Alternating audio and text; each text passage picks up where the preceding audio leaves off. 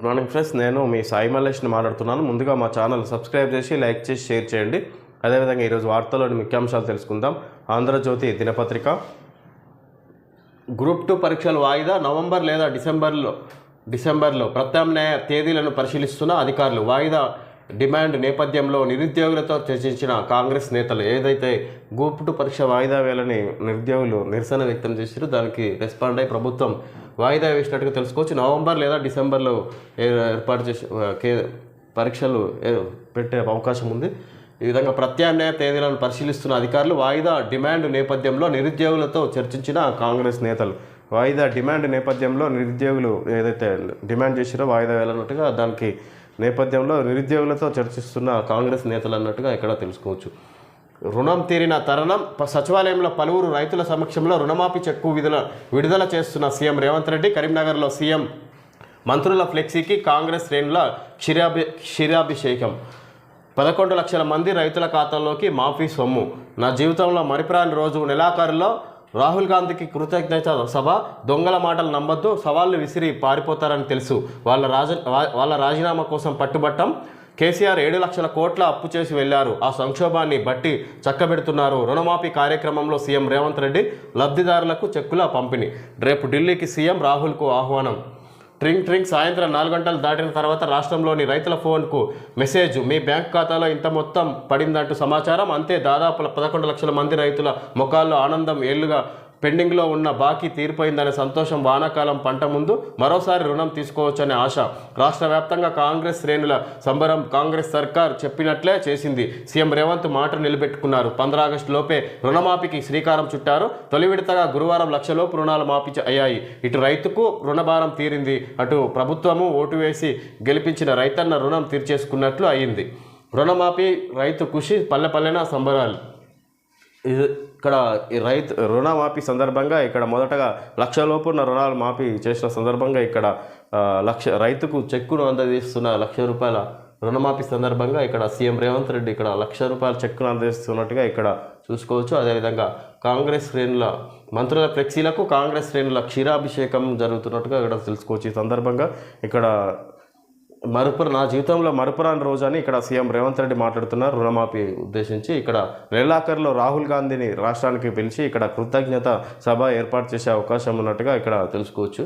రుణమాఫీ సవాళ్లు విసిరి పారిపోతారు మోసగాళ్ళు, వాళ్ళ మాటలు పట్టించుకోవద్దు అన్నట్టుగా హరీష్ రావు ఉద్దేశించి మాట్లాడుతున్నారు. అదేవిధంగా మేము రాజీనామా చేయాలని మేము పట్టుబట్టం అన్నట్టుగా ఇక్కడ ఏదైతే హరీష్ రావు రుణమాఫీ సందర్భంగా అప్పుడు మాట్లాడిండే దానికి సంబంధించి రేవంత్ ఇక్కడ మాట్లాడుతున్నట్టుగా రాజీనామా గురించి మాట్లాడుతున్నట్టుగా తెలుసుకోవచ్చు.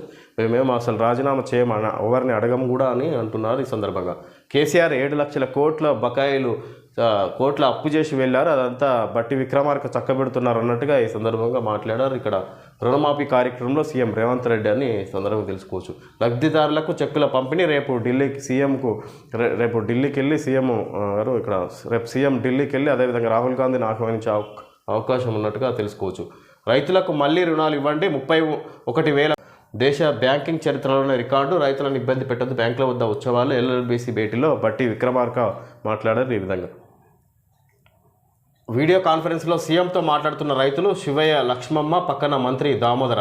రుణపడి ఉంటాం, బ్యాంకు అప్పు ఏకకాలంలో మాఫీ. రేవంత్ రెడ్డి చరిత్రలో నిలిచిపోతారు. రాహుల్ గాంధీని ప్రధానమంత్రిని చేస్తాం. రైతు వేదికల నుంచి అన్నదాతల కృతజ్ఞతలు. ముఖ్యమంత్రితో వీడియో కాన్ఫరెన్స్. 2 లక్షల కేటగిరీకే ఎక్కువ బడ్జెట్. 3వ విడతకు 18,000 కోట్లు. రుణమాఫీ బడ్జెట్లో 60% దానికే. ఇక్కడ రుణపడి ఉంటాం, ఇక్కడ బ్యాంకు అప్పు ఏకకాలంలో మాఫీ. రేవంత్ రెడ్డి చరిత్రలో నిలిచిపోతారు. రాహుల్ గాంధీని ప్రధానమంత్రిని చేస్తాం. రైతు వేదికల నుంచి అన్నదాతల కృతజ్ఞతలు. ముఖ్యమంత్రితో వీడియో కాన్ఫరెన్స్లో రైతన్నలు మాట్లాడడం జరిగింది. ఇక్కడ రేవంత్ రెడ్డి చేసిన మేలు ఎప్పటికీ మర్చిపోలేము. అదేవిధంగా రాహుల్ను ప్రధానమంత్రిని చేస్తాం అన్నట్టుగా ఇక్కడ సీఎం రేవంత్ కృతజ్ఞతలు తెలియజేసినట్టుగా రైతన్నలు వీడియో కాన్ఫరెన్స్ ద్వారా అని తెలుసుకోవచ్చు. పరీక్షా కేంద్రాల వారీగా నీటి ఫలితాలు. నగరాల వారీగాను రేపు మధ్యాహ్నం 12 లోపు ప్రకటించాలి. ఎన్టీఏను ఆదేశించిన సుప్రీంకోర్టు. 22న మరోమారు విచారణ. నీట్ పేపర్ లీకేజీపై దాఖలైన పిటిషన్లపై విచారణ జరుపుతున్న సుప్రీంకోర్టు గురువారం జాతీయ పరీక్షల నిర్వహణ సంస్థ ఎన్టీఏకు కీలక ఆదేశాలు జారీ చేసింది. పరీక్షా కేంద్రాలు నగరాల వారీగా ఫలితాలను ప్రకటించాలని స్పష్టం చేసింది. శనివారం మధ్యాహ్నం 12 గంటల లోపు ఫలితాలను వెబ్సైట్లో అందుబాటులో పెట్టాలని సూచించింది. విద్యార్థుల గుర్తింపును బహిర్గతం చేయొద్దని పేర్కొంది. నీట్ యూజీ పరీక్షలు మే 5న దేశవ్యాప్తంగా జరగగా పట్నా, హజారీబాగ్లలో పేపర్ లీకేజ్ కేసులు నమోదయ్యాయి. గుజరాత్లోని గోధ్రా మరికొన్ని ప్రాంతాల్లో అవకతవకలు జరిగినట్టు ఆరోపణలు రావడంతో సిబిఐ దర్యాప్తునకు కేంద్రం ఆదేశించిన విషయం తెలిసిందే. దీంతో మే 5న జరిగిన నీట్ పరీక్షను రద్దు చేయాలని, తిరిగి పరీక్షలు నిర్వహించాలని కోరుతూ పలువురు విద్యార్థులు సుప్రీంకోర్టును ఆశ్రయించారు. ఎన్టీఏ దాఖలు చేసిన వాద్యాన్ని కలుపుకొని మొత్తం 40 పిటిషన్లను కలిపి విచారిస్తామని సుప్రీంకోర్టు ప్రకటించింది. ప్రధాన న్యాయమూర్తి D Y Chandrachud, justice J B Pardiwala, justice Manoj మిశ్రాల కఠిన చట్టాల పేరుతో బెయిల్ ఇవ్వకుండా ఆపలేరు సుప్రీంకోర్టు. ఈ విధంగా ఇక్కడ ఏదైతే పేపర్ లీకేజ్ అయిందో నీట్ యూజీ పరీక్షల వ్యవహారంలో పేపర్ లీకేజ్ వచ్చిన అవకతవకలను దాని మీద సిబిఐ దర్యాప్తు చేసింది. అక్కడ పేపర్ లీకేజ్ వ్యవహారం ఎక్కువ జరగలేదన్నట్టుగా నిర్దేశించడంతో ఇక్కడ మళ్ళీ అదే రాసిన ఎగ్జామ్నే దానికి ఫలితాలను పరీక్షా కేంద్రాల వారీగా రిజల్ట్స్ ఇవ్వాలన్నట్టుగా ఇక్కడ సుప్రీంకోర్టు నీట్ వాళ్ళు ఎన్టీఏను ఆదేశించినట్టుగా తెలుసుకోవచ్చు. ఇక్కడ అయితే పరీక్షా కేంద్రాల వారీగా ఇక్కడ రిజల్ట్స్ ఇచ్చి ఎక్కడైతే అవకతవకలు జరిగినాయో అక్కడ ఆపే అవకాశం ఉన్నట్టుగా ఇక్కడ తెలుసుకోవచ్చు. చిన్నారులపై కుక్కల దాడి, హైకోర్టు ఫైర్. ప్రభుత్వం జిహెచ్ఎంసీ పరస్పర ఆరోపణలు తగవు, పరిష్కారాలతో రావాలి. యానిమల్ బర్త్ కంట్రోల్ కమిటీ ప్రభుత్వానికి ఆదేశాలు. రాష్ట్రంలో చిన్నపిల్లలపై వీధి కుక్కలు దాడి చేసి చంపుతున్న సంఘటనలపై హైకోర్టు తీవ్ర ఆగ్రహం వ్యక్తం చేసింది. కేవలం స్టెరిలైజేషన్, సంతాన నిరోధక శస్త్రచికిత్స ద్వారా ఈ సమస్యకు పరిష్కారం లభించదని, ఆయా రంగాల్లో పనిచేస్తున్న నిపుణులను సంప్రదించి పరిష్కారాలతో రావాలని ప్రభుత్వానికి యానిమల్ ఇక్కడ హైకోర్టు ఫైర్ అయింది. ఇక్కడ రాష్ట్ర ప్రభుత్వంపై అదే విధంగా జిహెచ్ఎంసీ అధికారులపైన ఇక్కడ త్వరితగతిన ఎలాంటి చర్యలు తీసుకుంటారో తెలిపాలన్నట్టుగా ప్రభుత్వానికి ఆదేశాలు జారీ చేయడం జరిగింది. హైకోర్టు కుక్కల దాడి విషయంలో ఎప్పుడూ చిన్నారులపై ఈ విధంగా దాడి చేయడం, ఈ విధంగా చాలా అనేక సంఘటనలు జరుగుతున్న కారణంగా ప్రభుత్వానికి గట్టి ఆదేశాలు ఇచ్చినట్టుగా హైకోర్టు ఈ విధంగా తెలుసుకోవచ్చు. నామమాత్రాలు చర్యలు తీసుకుంటే కుదరదు, ఇక్కడ పూర్తి చర్యలు తీసుకొని ఇక్కడ నివారణ చేయాలన్నట్టుగా పూర్తిగా కుక్కల దాడి అరికట్టే విధంగా చర్యలు తీసుకోవాలి, అని దానికి సమాధానం చెప్పాలన్నట్టుగా ఇక్కడ హైకోర్టు ప్రభుత్వాన్ని ప్రశ్నించడం జరిగింది. రహదారులపై గుంతల సమస్య పరిష్కారానికి ప్రత్యేక యాప్ సర్కారు, హైకోర్టు సూచన. రహదారులపై గుంతల సమస్య పరిష్కారానికి ప్రత్యేక యాప్ సర్కారుకు హైకోర్టు సూచన. ఈ విధంగా రహదారులపై గుంతల సమస్య పరిష్కారానికి ప్రత్యేక యాప్ ఏర్పాటు చేస్తారంట, క్రియేట్ చేస్తారంట. దాని ద్వారా ఇక్కడ రహదారులపై ఎక్కడైతే గుంతలు ఏర్పడే ఎమ్మడే యాప్లో సమాచారం వస్తే ఇక్కడ తక్షణ చర్యలు తీసుకోవచ్చు అనే దిశగా ఇక్కడ హైకోర్టు రాష్ట్ర ప్రభుత్వానికి సూచించినట్టుగా తెలుసుకోవచ్చు. రాష్ట్ర బడ్జెట్ 25న 23 నుంచి అసెంబ్లీ సమావేశాలు. రాష్ట్ర బడ్జెట్ 25న రైతు భరోసా, బీసీ రిజర్వేషన్లపై చర్చ. ఈ నెల 23 నుంచి అసెంబ్లీ సమావేశాలు ప్రారంభం కాబోతున్నాయి. ఇక్కడ అందులో 25వ తేదీన ఇక్కడ బడ్జెట్ ప్రవేశపెట్టబోతుంది రాష్ట్ర ప్రభుత్వం, తెలుసుకోవచ్చు. దానికి సంబంధించి ఇక్కడ ఎక్కువగా రైతు భరోసా, బీసీ రిజర్వేషన్లపై చర్చ జరిగే అవకాశం ఉన్నట్టుగా అసెంబ్లీ సమావేశాల్లో తెలుసుకోవచ్చు. వాగుతో పెద్ద డేంజర్. భద్రాద్రి జిల్లా అశ్వారావుపేటలోని పెద్దవాగుకు భారీ వరద. నారాయణపురంలో 2 వాగుల మధ్య చిక్కుకున్న 25 మంది. హెలికాప్టర్ ద్వారా బాధితులను రక్షించిన సిబ్బంది. రాష్ట్రంలో నేడు రేపు భారీ నుంచి అతి భారీ వర్షాలు. వాగుతో పెద్ద డేంజర్. భద్రాద్రి జిల్లా అశ్వారావుపేటలోని పెద్దవాగుకు భారీ వరద. నారాయణపురంలో 2 వాగుల మధ్య చిక్కుకున్న 25 మంది. హెలికాప్టర్ ద్వారా బాధితులను రక్షించిన సిబ్బంది.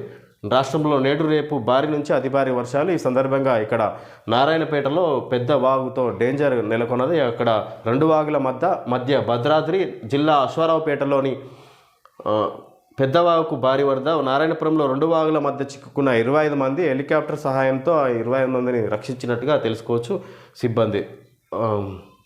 రాష్ట్రంలో నేడు నుంచి రేపు భారీ నుంచి అతి భారీ వర్షాలంటే ఇక్కడ ఒకవైపు ఎడతెరిపి లేని వర్షం, మరోవైపు ఆకస్మికంగా వచ్చి పడిన వరద. ఇంతలో మొరాయించిన ప్రాజెక్టు గేటు, కట్టకు గండ్లు, దానిపై నుంచి ప్రవాహం. ఏ క్షణంలోనైనా తెగి ఊళ్ళు మునిగే ప్రమాదం. మధ్యలో చిక్కుకుపోయిన ప్రజలు. ఇది భద్రాద్రి కొత్తగూడెం జిల్లా అశ్వారావుపేట మండలం గుమ్మడపల్లి సమీపంలోని పెద్దవాగు రేపిన కలకలం. గురువారం తెల్లవారుజాము నుంచి ఎగువన భారీ విధంగా ఇక్కడ వాగు ఇక్కడ నిండిపోయింది. ప్రాజెక్టు ఇక్కడ ఎడతెరిపిలేని వర్షం కారణంగా ఆకస్మికంగా వచ్చిపడిన వరద కారణంగా ఇంతలో మొరాయించిన ప్రాజెక్టు గేటు, కట్టకు గండ్లు, అయితే ఇక్కడ ప్రాజెక్టు నిండిపోయింది. దాని ద్వారా గేట్లు తెరిచే అవకాశం ఉన్నా ఇక్కడ గేట్లు పనిచేయలేదు. గేట్లు ప్రాజెక్టు గేట్లు మొరాయించడంతో ఓపెన్ కాకపోవడంతో గండి ఏర్పడింది. ఇక్కడ అది నిండిపోయి దాని కింద ఉన్న గ్రామాలన్నీ ముంపుకు గురైనట్టుగా ఈ సందర్భంగా తెలుసుకోవచ్చు. ఈ వరద కారణంగా ఇక్కడ అందులో చాలామంది ప్రజలు ఇక్కడ మనం నష్టపోయారు అన్నట్టుగా తెలుసుకోవచ్చు. ఈ వరద కారణంగా ఇక్కడ గండి ఏర్పడిన కారణంగా. శ్రీధర్ బాబుతో Malabar gold chairman MP Ahmed. రాష్ట్రంలో 750 కోట్లతో మలబార్ గోల్డ్ పెట్టుబడులు, 1500 మందికి ప్రత్యక్ష ఉపాధి అవకాశాలు. మంత్రి శ్రీధర్ బాబుతో Malabar gold and diamond chairman భేటీ. ప్రభుత్వ ప్రాజెక్టులకు ప్రైవేట్ అప్పులు, సోషల్ స్టాక్ ఎక్స్చేంజ్తో నిధుల సమీకరణ, కన్సల్టెన్సీలతో శ్రీధర్ బాబు సమావేశం. ఇక్కడ Malabar gold and diamonds chairman మంత్రి శ్రీధర్ బాబుతో ఎంపీ చైర్మన్ ఆయన కలవడం జరిగింది. ఈ విధంగా ఇక్కడ రాష్ట్రానికి పెట్టుబడులు తీసుకొచ్చే సందర్భంగా ఇక్కడ కలిసి చర్చలు జరిపారు. 1500 మందికి ప్రత్యక్ష ఉపాధి అవకాశం, ప్రభుత్వ ప్రాజెక్టులకు ప్రైవేట్ అప్పులు, సోషల్ స్టాక్ ఎక్స్చేంజ్తో నిధుల సమీకరణ, కన్సల్టెన్సీలతో శ్రీధర్ బాబు సమావేశం. ఈ విధంగా ఇక్కడ ఎవరైతే రాష్ట్రంలో పెట్టుబడులు పెట్టే వాళ్ళతో ఇక్కడ చర్చలు జరపడం జరిగింది. ఇక్కడ కన్సల్టెన్సీలతో శ్రీధర్ బాబు సమావేశం, సోషల్ స్టాక్ ఎక్స్చేంజ్లో నిధుల సమీకరణ, ఇక్కడ ఐటీ సంస్థలకు సంబంధించి ఇక్కడ రాష్ట్రంలో పెట్టుబడులు పెట్టే ప్రతినిధులతో చర్చలు జరిపినట్టుగా తెలుసుకోవచ్చు. ఉప ఎన్నికలపై బీజేపీ నజర్. 5-6 బలమైన బీఆర్ఎస్ ఎమ్మెల్యేలతో రాజీనామా చేయించే ప్లాన్, పార్టీ అధిష్టానం ముందు ప్రతిపాదన. ఉప ఎన్నికలపై బీజేపీ నజర్ కన్నుబడుతుంది. బీజేపీ ప్లాన్ చేస్తున్నట్టుగా తెలుసుకోవచ్చు. 5-6 బలమైన బీఆర్ఎస్ ఎమ్మెల్యేలతో రాజీనామా చేయించే ప్లాన్. 5-6 బలమైన బీఆర్ఎస్ ఎమ్మెల్యేలతో రాజీనామా చేయించే ప్లాన్ చేసి పార్టీ అధిష్టానం ముందు ప్రతిపాదనకు తీసుకెళ్తుందట బీజేపీ పార్టీ రాష్ట్ర ప్రభుత్వం. ఇక్కడ రాష్ట్రంలో తెలంగాణ బీజేపీ పార్టీ ఇది ఒక ప్లాన్ చేస్తున్నట్టుగా తెలుసుకోవచ్చు. ఇక్కడ ఉప ఎన్నికలు ఏర్పాటు చేసే అవకాశంగా ఇక్కడ బీజేపీ ప్లాన్ చేస్తున్నట్టుగా తెలుసుకోవచ్చు. GRT jewellers. ఈ ఆషాఢంలో అంతులేని ఆశ్చర్యాలను ఆనందించండి. ఆశ్చర్యం. మీ ప్రతి కొనుగోలుపై మా నుంచి ఒక ప్రత్యేక బహుమతి పొందండి. ఈ ఆషాఢ సీజన్లో జిఆర్టీలో ప్రతి ఒక్కరికి ఒక ఆశ్చర్యం వేచి ఉంది.